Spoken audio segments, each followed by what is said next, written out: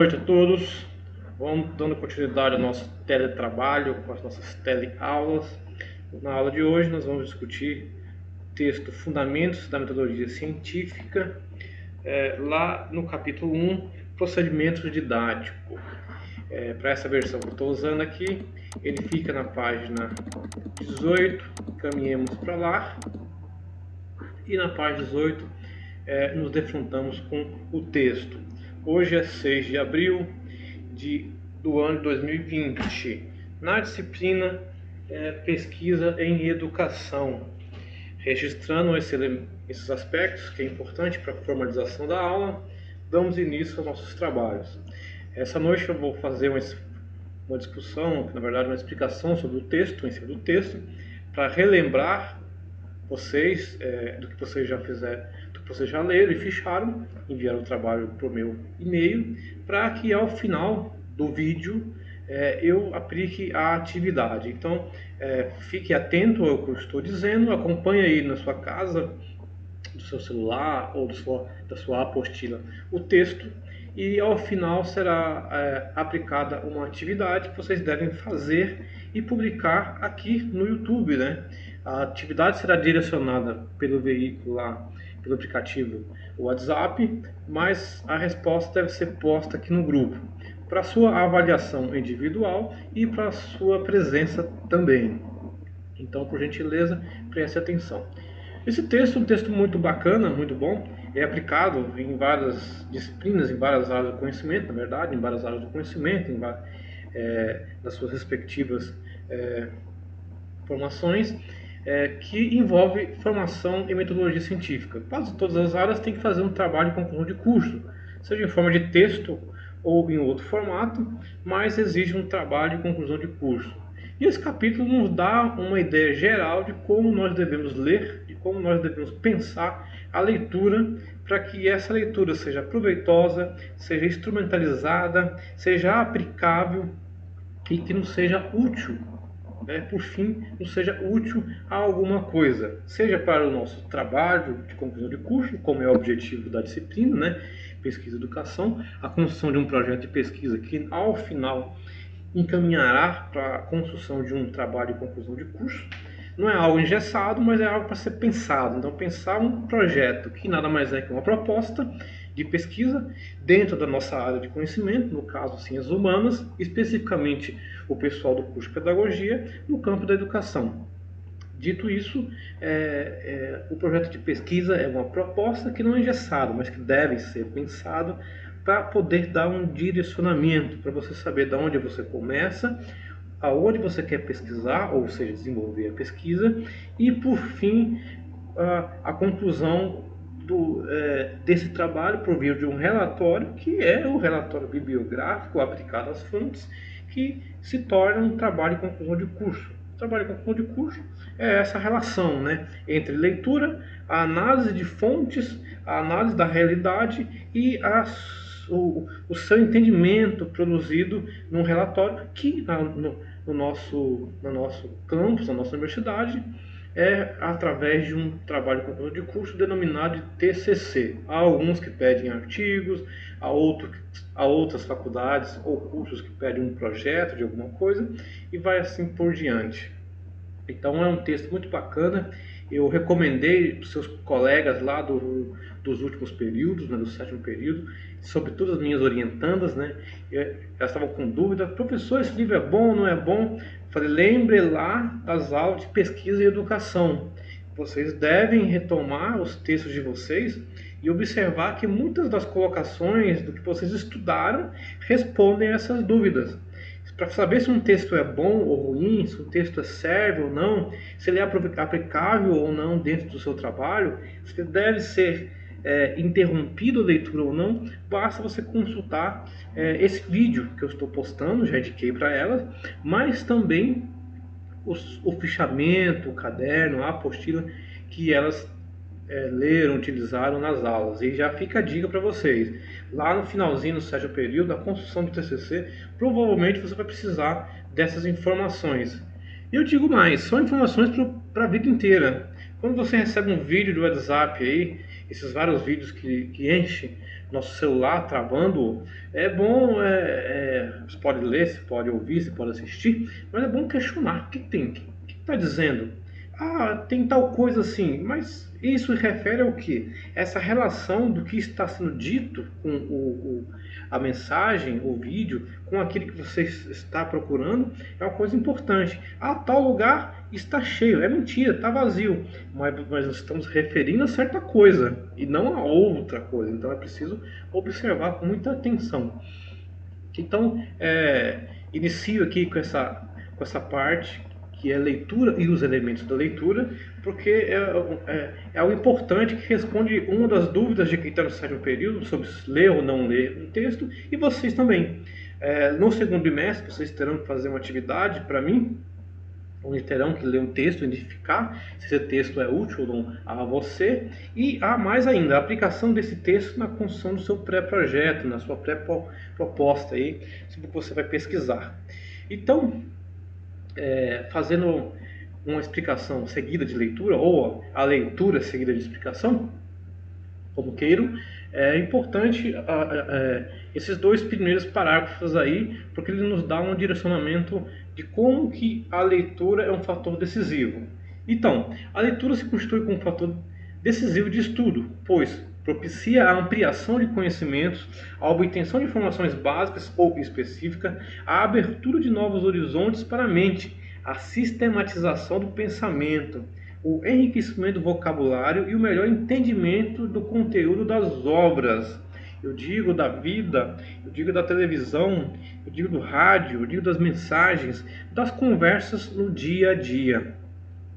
Quando nós estamos conversando, às vezes a gente não está preocupado com isso, mas se tiver um olhar de pesquisador, um olhar crítico, é preciso olhar as frases, quantas vezes ele citou tal coisa, quantas vezes ele mencionou tal elemento, ele começou dizendo isso, apontou isso e falou aquilo outro. Opa, o que eu quero, o que a conversa, o que o meu interlocutor está querendo me dizer. Então, serve às obras, mas serve à vida nossa em sociedade, no dia a dia. Avançando um pouquinho mais, é necessário ler muito, continuada e constantemente, pois a maior parte dos conhecimentos é obtida por intermédio da leitura. Ler significa conhecer, interpretar, decifrar, distinguir os elementos mais importantes dos secundários e, optando pelos mais representativos e sugestivos, utilizá-los como fonte de novas ideias e do saber. Através da busca continuada, você deve, então, estabelecer assimilações, retenções, crítica, comparação, verificação e integração do conhecimento. Por isso, ou por esse motivo, como tem muita coisa para nós lermos e não dá para ler, porque nós temos só uma vida, é necessário fazer seleção. E como é que nós fazemos seleção das obras? Como é que a gente consegue selecionar dentro da vasta biblioteca que há no mundo, ou da mínima biblioteca que nós temos no nosso campus, selecionar algumas obras que sejam especificamente de nosso interesse, né? Ou seja, a pergunta que se lança é: como identificar uma obra útil a mim, a minha pesquisa? Segundo as autoras, esses pontos aí postos em tela, eles já nos indicam alguns caminhos. De A a F, você consegue encontrar aí alguns elementos que vai fazer você não gastar tanto tempo lendo obras que talvez não sejam úteis. E isso é para você encontrar obra que seja útil a você, mas também para você enquanto escritor.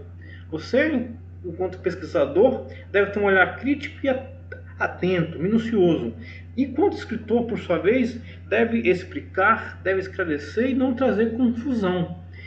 Vocês lembram da aula passada que a escrita científica contém dentro de si uma lógica racional. Ela tem que explicar de modo que o leitor consiga entender a mensagem que você está passando.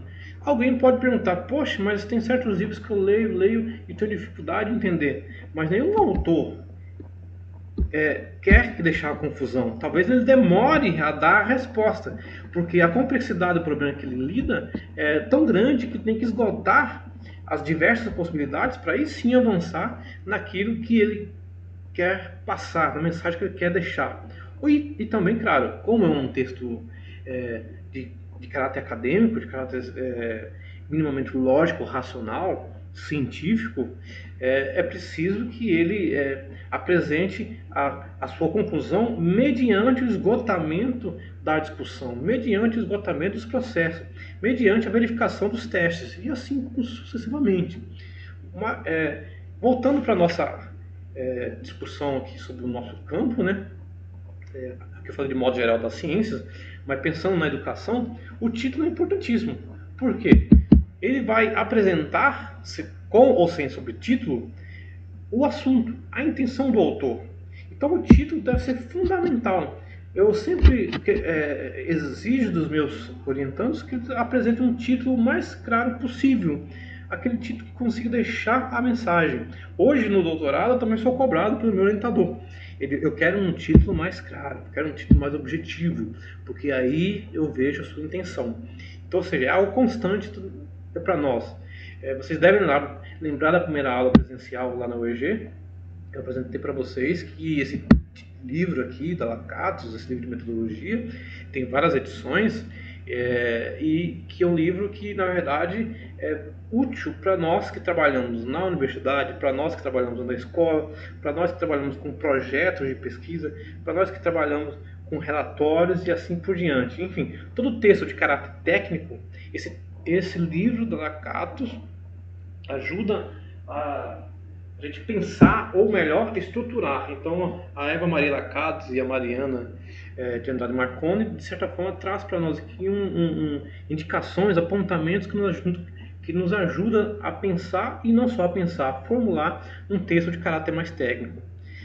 Ainda pensando se a obra é útil para nós ou não, e se o seu trabalho vai ser útil ou não para alguém lá na frente, a data da publicação, de certa forma, fornece a sua atualização e aceitação. O número de edições diz se o texto é bom ou não, como eu falei para vocês agora há pouco. Exceção deve ser feita, obviamente, aos textos clássicos, porque esse texto clássico, por mais que ele seja datado no seu tempo e espaço, ele ainda tem a sua vivacidade, porque ele ainda é útil, ainda é atual para nós. Então, se você olhar os textos da educação, autores do século XVIII, autores do século XIX, que ainda são úteis.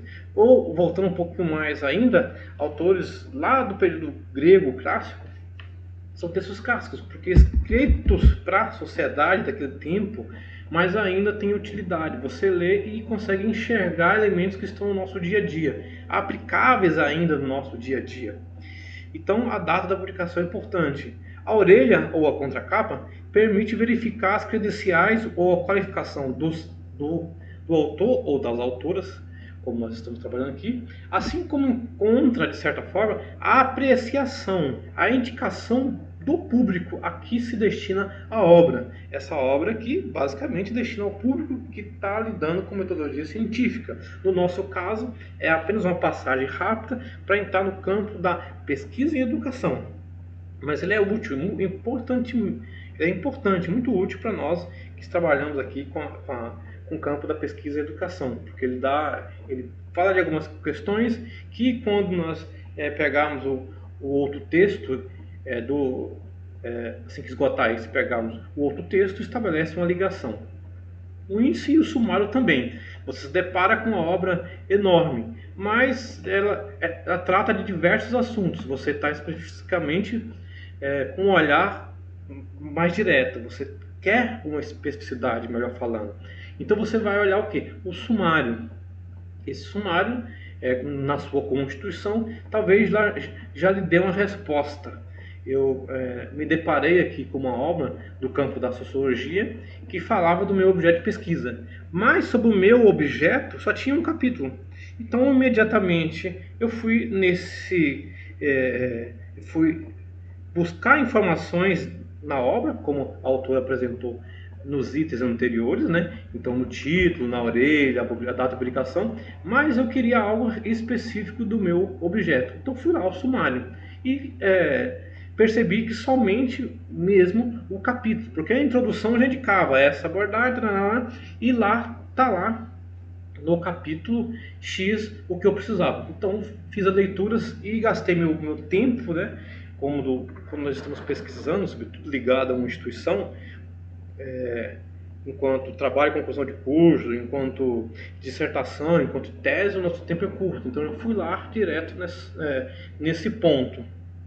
Porque fazer uma passagem rápida, isso já é para quem tem experiência, fazer uma passagem rápida de olho sobre o texto, realmente eu vi que não tinha sentido. E por outro lado, o capítulo me é muito útil. Então, para vocês fica a dica. Vocês primeiro devem adquirir o olhar crítico para depois fazer essa passagem. Mas sim, o sumário já indica como a gente pode buscar uma informação mais específica. E ao longo da nossa aula nós vamos encontrando a motivação. Por quê? Como eu disse a vocês, a introdução ou o prefácio já nos dá o caminho. Querendo ou não, o que é a introdução? A apresentação do texto. Seja de uma redação da escola lá, com seus 5 parágrafos, ou seja numa tese. A introdução apresenta a problemática, apresenta a metodologia, apresenta a forma de abordagem e, por sua vez, claro, o objeto e a fonte, e, por sua vez, o que o autor emprega em cada momento. Então, dá para nós lá e propicia um indício sobre os objetivos do autor em cada momento, assim como a metodologia. Então, fui lá diretamente no capítulo X, porque lá estava o objetivo do autor, que era o objetivo que eu queria saber. E, por fim, a bibliografia. A bibliografia é importantíssima, porque a bibliografia, como eu disse na aula passada, vai nos dar uma direção. Quando eu falei para vocês, eu vou participar de uma banca de trabalho com conclusão de curso, me deparo com a bibliografia, leio o título e vou à bibliografia, porque essa bibliografia me mostra o caminho, a qual vertente teórica o autor se vinculou, por que ele está usando dessa metodologia ou dessa abordagem. Tudo isso é respondido pela perspectiva teórica e, claro, a que ponto, quais as problemáticas ele lança, sem retomar a aula passada, mas aquele exemplo lá que eu falei para vocês do poder corrobora com a minha argumentação. Porque basta olhar, eu posso tratar poder por um lado e por outro, e não se misturam, não se apresentam um próximo ao outro. Então é bom vocês ficarem atentos a quais autores você usam. A autora aqui, as autoras Lakatos e Marconi vão dar para nós, justificar para nós aqui, mas como eu disse para vocês, os autores clássicos, os autores específicos e os autores atuais, esses são fundamentais para você pensar na sua bibliografia aí, que vai compor seu trabalho com conclusão de curso, porque é ele que vai significar para nós de que forma nós trabalhamos ou com quem nós trabalhamos. Dito isso, qual que é a utilidade do texto? Quais são para que nós lemos? Bom, os livros ou os textos selecionados servem para leituras ou consultas. Podem ajudar nos estudos em face dos conhecimentos técnicos e atualizados que contêm ou oferecer subsídios para a elaboração de trabalhos científicos, incluindo seminários, trabalhos escolares, monografias. Por esse motivo, todo estudante, na medida do possível, deve preocupar-se com a formação de uma biblioteca de obras selecionadas, que serão o seu instrumento de trabalho. Geralmente, inicia-se pelas obras clássicas, para se obter uma fundamentação no campo da ciência ao qual nós trabalhamos, no nosso caso é humanas e especificamente no campo da pedagogia, na educação, passando pelas mais especializadas e atuais, para aí, dessa forma, você constituir o elemento fundamental da construção das suas discussões. E, por sua vez, só a seleção não é suficiente. Vocês devem lembrar que sempre eu digo, vocês, claro, inicialmente uma xeroteca, mas posteriormente saia da xeroteca e construa a sua biblioteca. Por quê? Você vai voltar ao livro, você vai reler o livro, você vai olhar, você vai ganhando maior erudição, você vai ganhando maior conhecimento, você volta às obras, você consegue encontrar informações que até então não tinham sido percebidas. Então, é importante constituir essa biblioteca para o seu instrumento de trabalho, um trabalho, no nosso caso, um trabalho de conclusão de curso, mas também para o exercício da profissão. Vocês fizeram vestibular, estão aqui cursando essa licenciatura e vão atuar no mercado de trabalho que possivelmente é próximo a esse campo. Então você vai voltar a essas leituras, você vai retomar esses trabalhos. Por quê? Surgem dúvidas, surgem discussões, surgem problemas. Onde é que eu vou encontrar soluções dela? Você pode conversar sim com seus colegas, não há nenhum impedimento nisso. Mas há nas obras, as obras servem para isso, é para isso que os livros servem. Nós professores, nós intelectuais, ou que tentamos ser intelectuais, constantemente lemos por prazer, por raiva, por amor, por ódio, mas lemos, porque é lá na leitura que a gente consegue encontrar, como eu disse no início do texto, a abertura de pensamento, fundamentação e maneiras de se pensar a realidade para agir nela. Então, e aí a autora nos recomenda uma outra coisa, somente a seleção de obras não é suficiente. A leitura deve conduzir à obtenção de informações tanto básicas quanto específicas, por isso ela é variada, o clássico, específico, atual. E aí ela elenca alguns momentos. Ela vai falar para nós de como a leitura deve ter um objetivo determinado, que é para manter a unidade de pensamento, que a leitura deve ser interrompida quando nós não mais encontramos informações ou quando não é útil, e vai dizer para a gente também que a leitura deve ser algo que deve ser discutido com os colegas. Se você lê e não discute com os colegas, essa leitura do ponto de vista técnico, ele se torna mais tenso. Obviamente, com uma obra de literatura, um romance que você lê por prazer, ganha um outro contexto. Mas quando você lê com o fim de pesquisar, com o fim de fundamentar alguma coisa, a discussão com os colegas, professores, é de extrema importância. Porque você vai apresentar um olhar que, em confronto ou em consonância com o olhar do colega, pode ser melhorado, pode ser ampliado. Então é muito importante ler. Por isso que no segundo bimestre, espero que tenhamos passado por esse problema aí, vamos formular o seminário nosso, onde você vai explicar o seu objeto, onde você vai explicar um pouco do seu projeto e um pouco da sua pesquisa. Se continuarmos do jeito que nós estamos aqui, nesse formato de aula, vamos ter que montar seminário online, ou seja, não há como fugir disso. A pergunta é: o que você está pesquisando? E disso, o que você quer saber? Essas duas perguntas você deve anotar aí no papelzinho e deixar na sua geladeira. O que eu estou pesquisando? Vá atrás, leia artigos, leia diversas coisas. O que eu quero saber disso? Quando eu me proponho pesquisar algo, o que eu quero saber? Essas duas perguntas são fundamentais para você pensar. Ela não tem uma solução definitiva e rápida, mas ela traz algumas possibilidades de pensamento para a gente buscar nossas pesquisas. Então, já que você tem que ler, faça uma leitura proveitosa. É outro tópico que nós temos que discutir.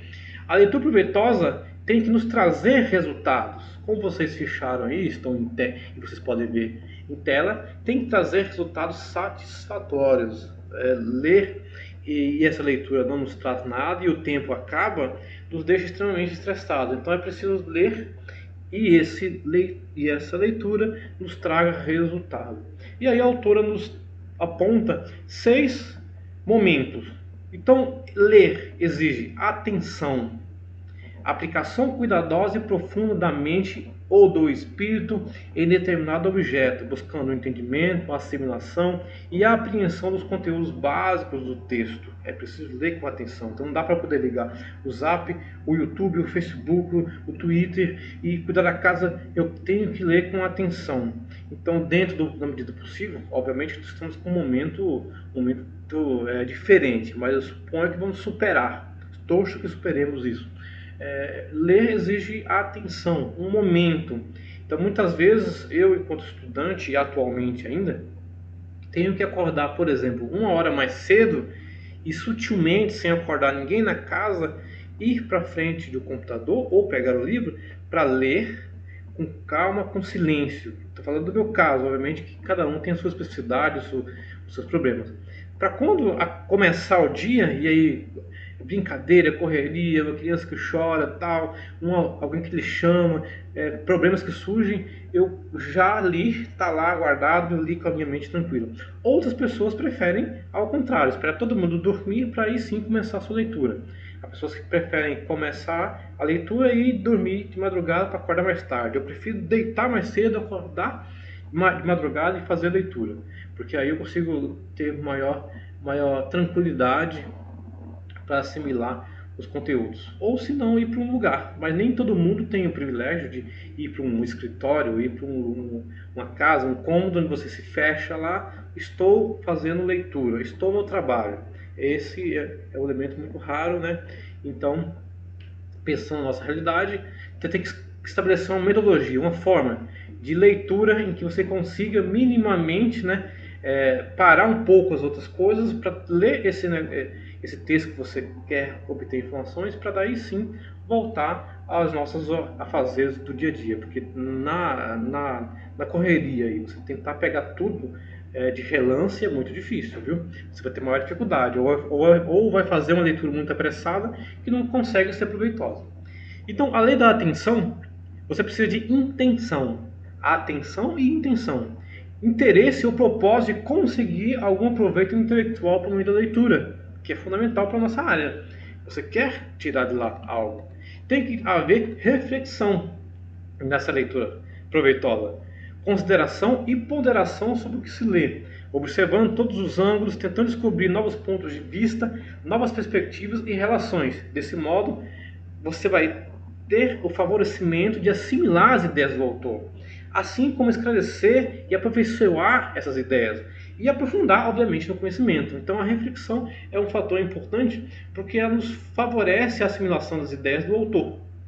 E após essa reflexão, então, com a atenção, com a intenção de obter algo e com a leitura reflexiva, e aqui reflexiva me refiro a você questionar o que você quer dizer. É uma pergunta, você está conversando com alguém.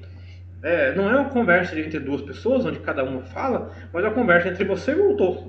Então você vai ler e perguntar, e perguntar. E essa pergunta vai te dar algumas assimilações, vão te dar algumas respostas, que vai lhe possibilitar desenvolver o quê? O espírito crítico.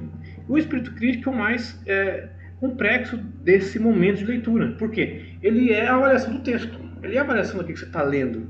Ele implica no julgamento, na comparação, na aprovação ou não, aceitação ou refutação das diferentes colocações e pontos de vista. Ler com espírito crítico significa fazê-lo com reflexão, não admitindo ideias sem analisá-las e ponderá-las, viu? É preciso discutir, é preciso raciocinar, é preciso emitir pontos, juízo de valores, hipóteses que podem ou não ser concebidas e perceber o que é verdadeiro e bom no texto, da mesma forma como o que é fraco, medíocre ou mesmo falso. Você recebeu um texto, eu acabei de lhe dizer, de um WhatsApp, você vai ler o texto e certas questões são muito simples de você. Isso aqui não serve para nada, porque você basta olhar, fazer a comparação, fazer a análise, não tem nada a ver, não é da minha realidade, foge ao contexto e faz algo que não tem nenhum sentido. Enfim, são textos para te enganar. E se você não tiver olhar crítico, depende do seu estado de espírito, você engole ele e acha que é verdade, e até compartilha. E isso atualmente se tornou algo criminoso, né? A polícia vai atrás de quem está compartilhando, para descobrir, né, quem é o disseminador dessas ideias. E após o olhar crítico, o espírito crítico, que é a avaliação do texto, você vai o quê? Para a análise. A análise do texto significa a divisão do tema em partes, ou a divisão do texto em partes, que determina as relações existentes entre uma parte e outra. E, claro, você vai entender também a sua organização. Então, a análise é esse processo de separação, de fragmentação do texto e a percepção da sua análise, para aí você entender a organização. O autor geralmente tem um propósito quando ele faz a divisão. Quando ele coloca um capítulo em um momento e um capítulo em outro momento, ele tem uma intencionalidade. Descobrir esse elemento é fundamental. E a síntese. Porque se por um lado você fragmenta e tenta entender a sua organização e a relação do que há no tema, do que há no texto, por outro lado há um momento de síntese, que é a reconstituição das partes decompostas pela análise, procedendo-se ao resumo dos aspectos essenciais. Ou seja, você vai deixar de lado tudo aquilo que é secundário e acessório, para não se perder nisso tudo, e vai direto à sequência lógica. Ou seja, em resumo, o texto traz aí um resumo. Em resumo, uma leitura de estudo nunca deve ser realizada sem se determinar de antemão o objetivo ou o propósito, sem entender parte do que se lê, mesmo que seja uma palavra. Você não pode avançar, não entendeu a palavra? Recorra ao dicionário. Com o recurso do computador, do celular e outros, do tablet, enfim, você consegue ir a um dicionário online, um bom dicionário online, e descobrir a palavra. Ou mesmo, se você não tem esses recursos, vá de modo tradicional, né? Alguns professores, inclusive, recomendam que mantenha-se esse aspecto tradicional. Vá no dicionário impresso, folheio e procure lá na seção, na página exata qual a palavra. E aí volte ao texto. Para aí você conseguir avaliar, para aí sim você conseguir discutir e aplicar o conhecimento do que tem no texto, formando uma síntese do que foi lido, né? A gente lê 100 páginas e acaba retendo mesmo só 10 delas. Mas é necessário passar por todas as 100 para conseguir reter essas 10 páginas em uma síntese do texto lido. Então esse ponto aqui é muito importante, viu? Deem atenção a ele, porque talvez ajude vocês, né? Talvez não, irá ajudar vocês a responder a proposição do trabalho que eu vou fazer ao final. Esses pontos aqui não vou discutir, vou passar com eles de forma rápida, vocês já leram aí, mas a letra D e E é bom dar uma passagem rápida. Por quê? O estudo informativo ou a leitura informativa, não estou menosprezando as outras partes.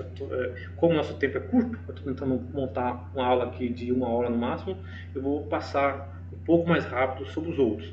E aí, focar aqui em algumas questões que vocês devem ter em mente. O estudo pautado, ou seja, a leitura tem um objetivo, e esse objetivo é de você encontrar através do estudo alguma coisa, que é o que? Basicamente a absorção mais completa do conteúdo, dos significados do que você está lendo, relendo e utilizando.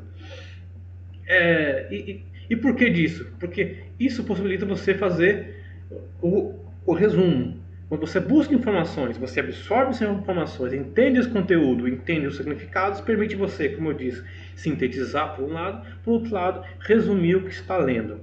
Então, esses dois pontos retomam a ideia que é uma ideia sempre trabalhada ao longo do texto, que a ideia aqui da minha explicação é reforçar é isso que nós fazemos, né? Vocês levem ler o texto e depois os professores vão trazendo algumas respostas ou reforçando aquilo que você já leu. E, por fim, o objetivo de uma leitura crítica é você formar o quê? Pontos de vistas sobre o texto. Você encontrar. Então, estude informação de ponto de vista sobre o texto, comparando as declarações do autor com todo o conhecimento que você leu anteriormente. Então, avaliar dados, informações, possibilita maior solidez à argumentação, bem como perceber ou fazer verificação se as informações que estão ali são completas, são verdadeiras. Então, pautado nisso, a autora nos diz, por sua vez, que o que especificamente nos interessa a elas e a mim também, é leitura de estudo ou informativa. Esta visa a coleta de informações para determinado propósito e que carrega 3 objetivos. Quais são os objetivos dela? Esses aqui. Certifica-se do conteúdo do texto, constatando o que o autor afirma, os dados que apresenta e as informações que oferece. Correlacionar os dados coletados a partir das informações do autor com o problema em pauta. Verificar a validade das informações. Esses elementos, ou esses aspectos aí predominantes do objetivo da autora, vai de encontro com tudo isso que nós vemos discutindo até o momento e chega-se às fases. Essas fases é importante. Tem aluno que lê e desesperadamente faz marca de verde, marca de rosa, marca da cor que ele prefere, e ao final você pergunta: e aí, o que você entendeu do texto? Não entendi nada. Pronto, então foi por água abaixo.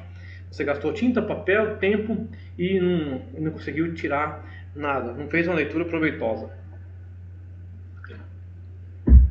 Dito isso, é preciso o quê? Estabelecer fases, estabelecer elementos que tornem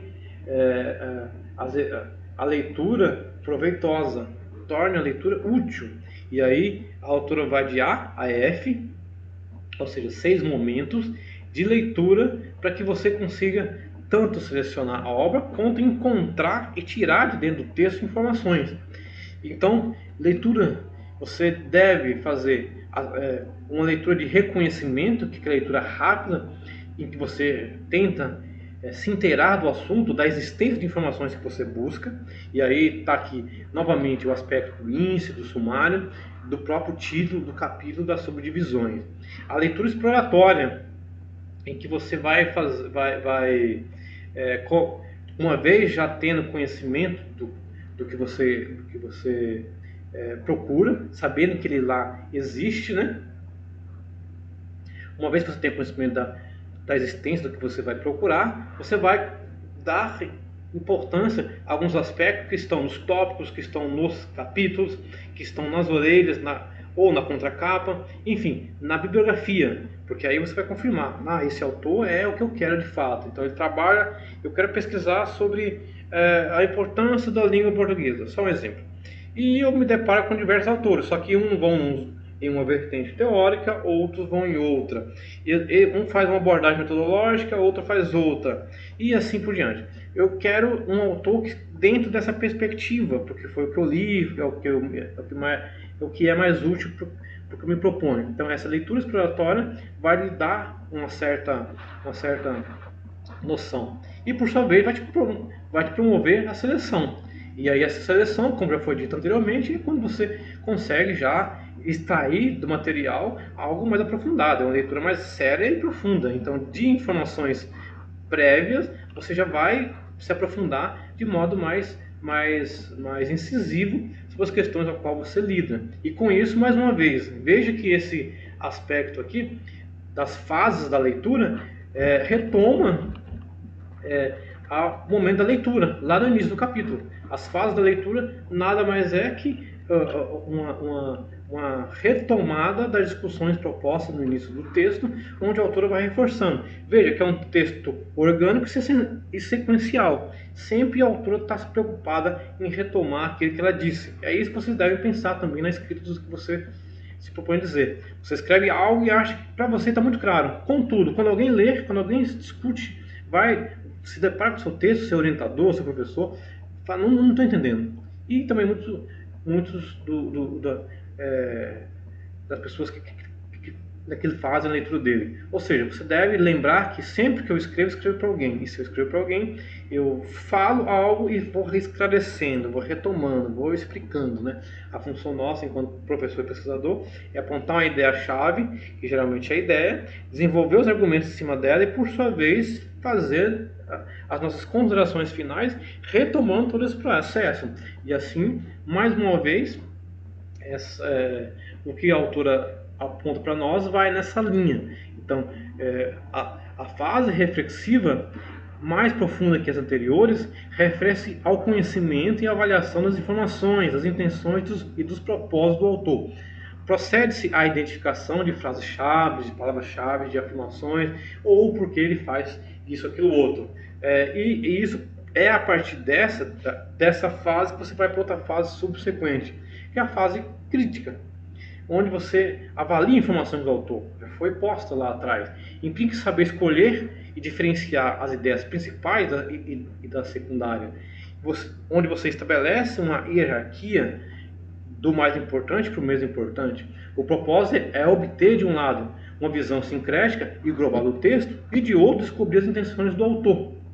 Se no primeiro momento você faz uma leitura em que você quer saber se tem, no segundo, A partir do momento que você sabe que tem, você vai tentando condensar, vai tentando explorar. E aí, essa exploração vai lhe permitir fazer proposições, ratificações e ter conclusões.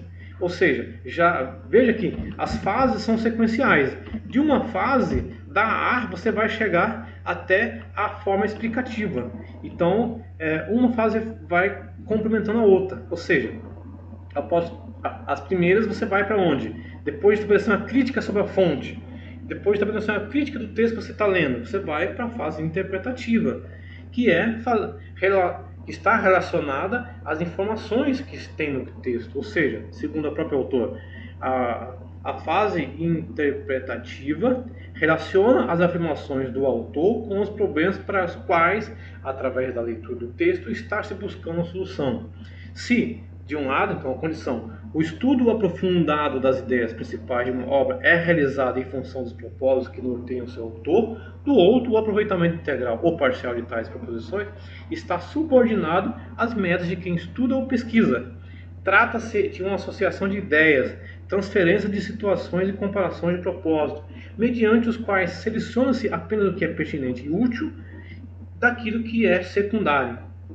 E com isso, através de todo esse processo aí, é pertinente e útil tudo aquilo que tem função de provar. Quando você lê algo, o que você busca? Algo que tem a função de provar, de retificar ou negar, definir, delimitar e dividir conceito, justificar ou desqualificar e auxiliar a interpretação de proposições, questões, métodos, técnicas, resultados ou conclusões. É a partir disso que você vai poder explicar.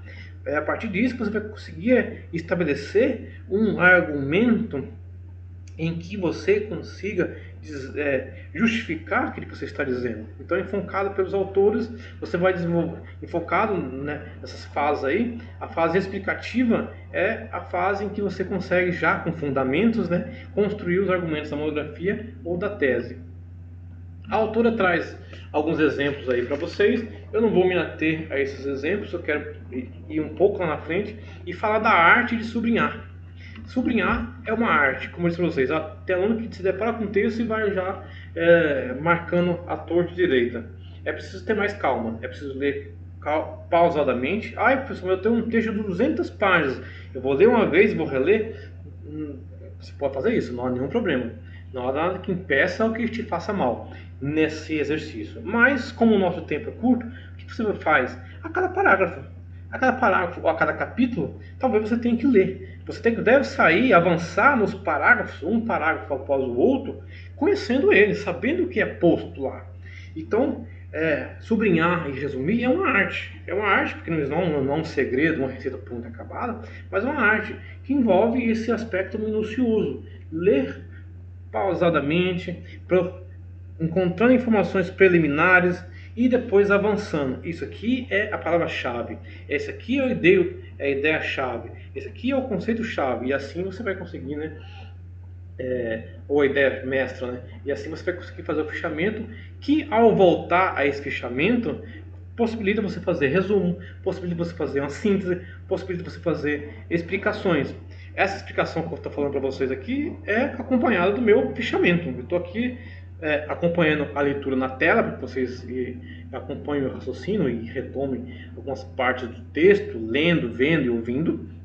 Mas eu estou aqui, como nas aulas, como sempre foi, lendo meus fichamentos, que às vezes no próprio texto, às vezes uma ficha, às vezes em algo que eu faço, eu imprimo, mas geralmente eu gosto de deixar no texto, porque aí eu posso ler ele mais de uma vez e ter outras informações como isso para vocês. Então, para você ter uma leitura informativa ou de estudo aproveitável, há outras duas técnicas que são basicamente a de sublinhar e de fazer resumo das partes lidas. Então, em primeiro lugar, devemos compreender que cada texto, capítulo, subdivisão ou mesmo parágrafo tem uma ideia principal, um conceito fundamental, uma palavra-chave que se apresenta como fio condutor do pensamento. Descobrir ele, em alguns textos aparece de modo claro, outros não, você deve procurar. Mas é importante você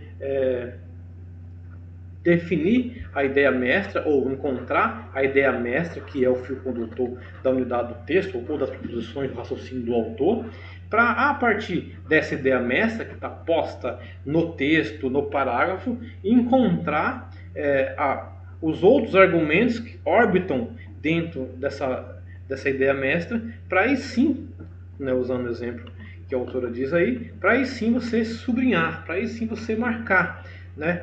Vocês leram aí, só uma rápida passagem, nunca assinalar na primeira leitura. É preciso o quê? Ter uma ideia mais fundamentada do texto, para aí de forma hierárquica apontar o que é importante e o que é menos importante. Sublinhar as ideias principais. E sublinhar as ideias principais, ao segundo a autora, a sugestão dela, você pode usar um marcador e tal, mas sublinhar as ideias principais com 2 traços. E um para os pormenores mais significativos, a fim de destacar as primeiras. Essa é a ideia principal. Essas são as ideias secundárias. Vocês, na sala de aula, sempre que eu mostro para os meus alunos o texto, eles veem lá que meu texto está marcado. Alguns lugares com 1 traço, outros lugares com 2 traços, outros lugares com traço ao lado do texto. Ao invés de ser embaixo da palavra-chave, da ideia-chave, é o parágrafo inteiro ou parte do parágrafo. Onde, quando eu preciso escrever, quando eu preciso retomar, não preciso ler todo o texto, eu vou diretamente lá. Então o texto fica tipo um telegrama. Aqui, rapidamente, o ponto que você não entendeu, ou o ponto que suscita dúvidas, deixa uma interrogação e vá procurar respostas. Se eu ler estabelecer diálogo com o que está escrito, ou seja, com o autor que está escrito, então deixe lá a interrogação para você avançar. Então, fichamento, quando você faz marca, quando você sublinha algo, você faz alguma coisa que está como um texto de telegrama. E esse texto de telegrama, obviamente, após você sublinhar a palavra, a leitura tem que apresentar continuidade, plenitude, ou seja, em forma de telegrama, das palavras marcadas e sublinhadas, você vai estabelecer um sentido fluente e concatenado, para aí sim, né? Ou seja, estabelecer, eu falei esquema, mas ou seja, sublinhar e marcar primeiro, para depois estabelecer o esquema, para aí sim você poder conseguir construir um resumo ou uma síntese. Ao finalzinho lá, a autora dá para nós uma ideia de como, da diferença do resumo para um esquema. Ela explica aí, vocês podem ler mais de uma vez para tomar conhecimento, né? E lá na frente ela dá o exemplo. Na outra página ela vai dar esse exemplo aí para vocês lerem, né? A partir do texto que ela construiu aqui, ela constrói um texto inicialmente e apresenta exemplos de como resumir, de como esquematizar. Ela traz aqui para a gente a diferença.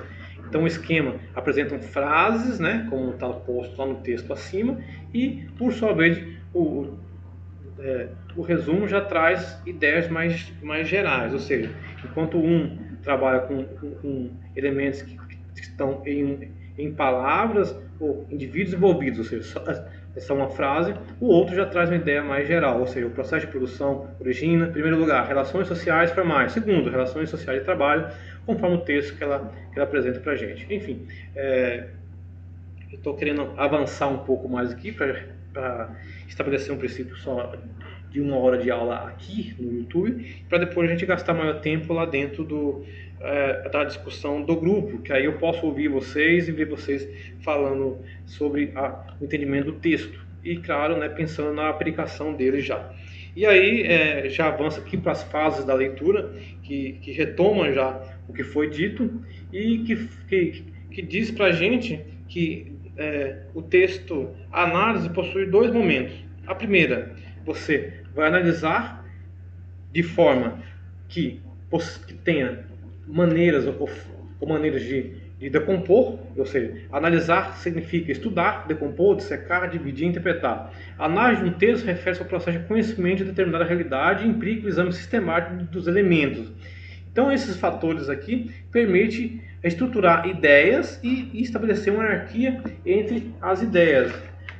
Então, em uma fase, aí traz aqui para nós alguns exemplos também. Desses exemplos aí, eu quero destacar com vocês aqui um ponto importante.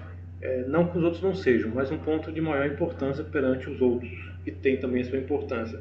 É por meio da interpretação, dissecação e crítica que você consegue passar das ideias gerais para outras ideias gerais e possivelmente, né, a partir dessa relação, estabelecer a associação, estabelecer oposição e estabelecer semelhança. Então é essa relação de associar uma ideia a outra, uma situação a outra, um momento a outro, logicamente guardando as suas temporalidades e proporcionalidades. E estabelecer uma oposição a ideias. Então, se eu tenho isso, mas eu tenho um outro isso. A partir desse elemento eu posso formar uma síntese. E por semelhança, esse elemento é semelhante ao outro. Aqui o autor não trabalha com aspecto de igualdade. É diferente uma ideia ser igual a outra. É a ideia que é semelhante ao outro. Então você lê um livro e fala, nossa, esse livro é igualzinho ao outro. Não, esse livro é semelhante. Ele pode ser oposto. Naquele exemplo lá do poder da aula passada, eu trouxe uma oposição. O elemento de associação é constante. A gente pode pegar uma ideia que, sobretudo quando a gente trabalha numa vertente teórica, você acaba associando uma afirmação a outra, uma proposição a outra. E a semelhança já deu exemplo. Então não é que seja igual. São autores diferentes, tempos e espaços diferentes que trazem para nós semelhanças. E aí, avançando um pouco mais aí, para a gente conseguir cumprir o nosso tempo, vou lá para a parte do objetivos e procedimentos. Esses objetivos e procedimentos aí são importantes porque de A a I aí, a autora traz eu vou falar para vocês aqui um esquema. Ela traz um esquema de tudo que ela disse para nós, tudo que está posto no texto. Ou seja, o objetivo da análise do texto. Qual que é o objetivo da análise de um texto? Aí, essa pergunta que eu fiz quando eu lia, né, o texto, preparando a aula para vocês. Qual que é o objetivo da análise de um texto? Aí ela responde, né? Demorou um pouco, mas ela respondeu. É aprender a ler, a ver, a escolher o mais importante dentro do texto, reconhecer a organização e estrutura de uma obra ou texto, interpretar o texto, familiarizando-se com a ideia, estilo, vocabulário,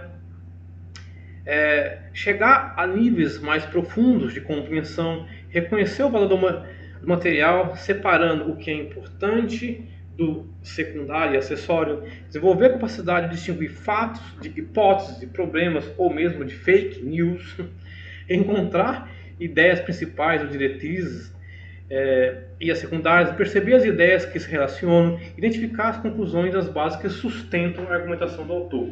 Esse aspecto é um elemento objetivo. E aí, por sua vez, em quais procedimentos? Aí, mais uma vez aqui, de A a H, nós temos que, para se ter sentido completo, proceder à leitura integral com o objetivo de obter uma visão do todo, e enfim, vocês podem ler rapidamente, mas ainda mantém aquela ideia, localizar acontecimentos, localizar ideias, localizar algo importante ou secundário, interpretar fenômenos, descobrir e ter conclusões, de empreender proposições, então, e claro, estabelecer críticas sobre o material.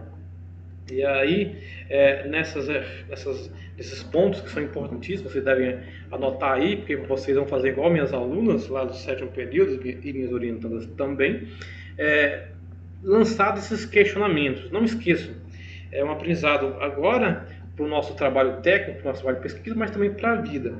Deixe guardadinho aí, fichado, marcado, porque talvez o professor não lembre, ou talvez vocês próprios não lembrem, desculpa, vocês podem retomar o material e identificar nele aí alguns elementos que são partes da análise do texto, né? Como o próprio título aí está dizendo para nós, são partes da análise de um texto. E a parte da análise do texto tem 3 partes, sendo a primeira consiste no levantamento de dados, ou seja, então, ainda mantendo aquela ideia, uma leitura que levanta dados e encontra coisas. Depois outra que promove que a gente consiga já fazer reflexão e interpretação. E por fim, já estabelecer relações de uma parte com a outra, de uma ideia com a outra, de um argumento com o outro, para aí a gente conseguir construir afirmação ou negação, como o próprio como as relações estão aqui identificadas, postas pela autora, já nos dá uma ideia de como que deve ser a nossa forma de leitura. Então, ler é uma arte. Ler exige uma certa atenção, uma certa técnica, que você não adquire da noite para o dia. Você pratica, pratica e pratica de novo. Você, eu entendi tal coisa. De repente, você se depara com um texto que diz algo que você não encontrou. Pronto, já está um desafio posto. Tem que reler o texto e encontrar algo que eu não tive. Obviamente, nessas condições de comparar, de fazer oposição, de fazer semelhanças, que de repente o autor está falando uma coisa que não tem no texto.